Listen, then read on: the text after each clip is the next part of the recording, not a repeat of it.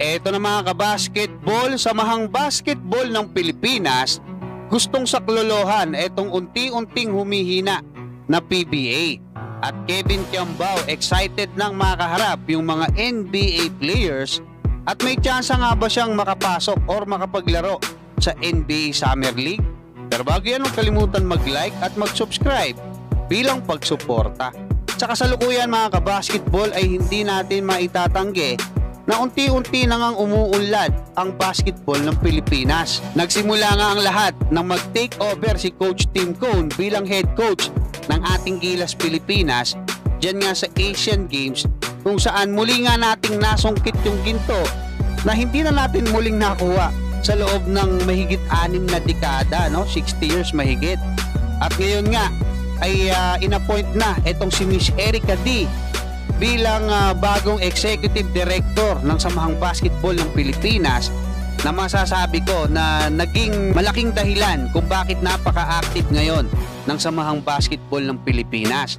Inappoint na rin nila etong si Coach Tim Cone bilang head coach at program director ng ating national team.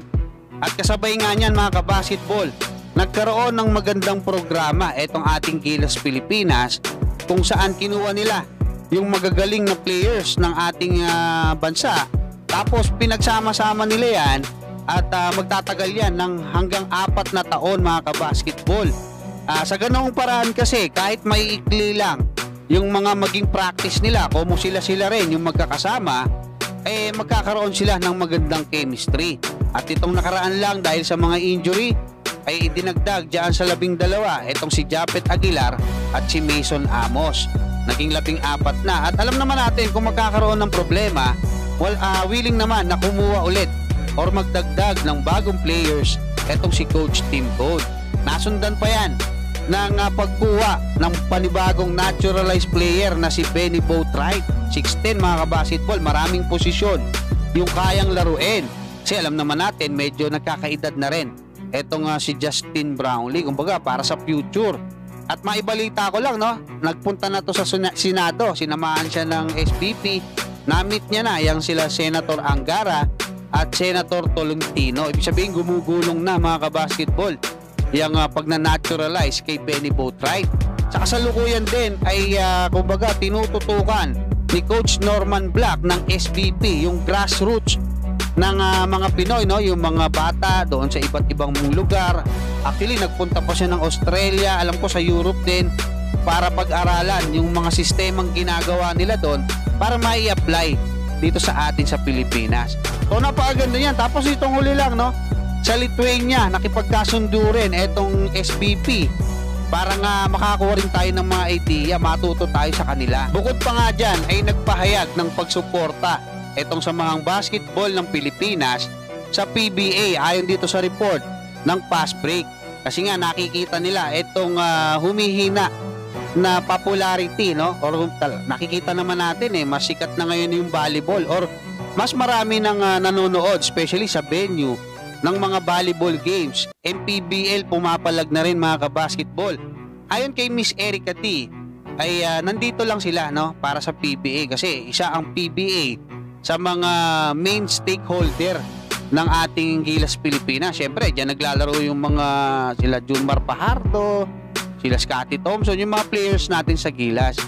At sinasabi niya rito na hindi pa naman sila nakakapag-usap ng PBA, pero kumbaga willing sila na magpalaro ng mga players doon o maglagay ng Gilas team dyan nga sa PBA. Ayon pa nga sa ilang nag-comment ay dapat daw magdagdag o mag-invite uli ang PBA, gaya nung Bay Area Dragons dati, yung mga teams dyan sa Korea, sa Japan B-League, para mas lumakas daw at kaakit-akit yung liga. MPBL saka PBA dapat daw pagsamahin na, baguhin yung sistema at pagpapatakbo dyan sa PBA, at alam naman daw ng PBA kung anong dapat nilang gawin, pero hindi nila ginagawa. Samantala, matapos ngang lumabas yung balita na magkakaroon na ng tune-up game ang ating Gilas Pilipinas kontra nga sa kupunan ng Turkey at Poland, ay hindi na nga naitago ni Kevin Kiambao yung kanyang pananabik. Actually, ipinost niya pa yan dyan sa kanyang Facebook, at nitong nakaraan lang, umiscore siya ng 28 points, 8 rebounds, 5 assists, 2 steal. Diyan nga sa kanilang pagkapanalo kontra nga dito sa Guangming College. At alam naman natin na hindi lang naman itong si Kevin Kiambao yung mga nangangarap na makapasok sa NBA. Nandyan din sila Kai Soto, sila Francis, lahat naman mga kabasketball. Especially, makakalaban nila itong mga NBA players ng dalawang koponan na makakatune up nila, no? Yung Turkey. Bukod nga kay Kai Soto, ay may mga Asian pa na magpa-participate din dyan sa NBA Summer League. Kaya ni Lee Yoon-jung ng Korea at hopefully makasama rin yung ilang mga Pinoy na nangangarap makapasok sa NBA. Hanggang dyan mga kabasketball, maraming salamat at God bless sa inyong lahat.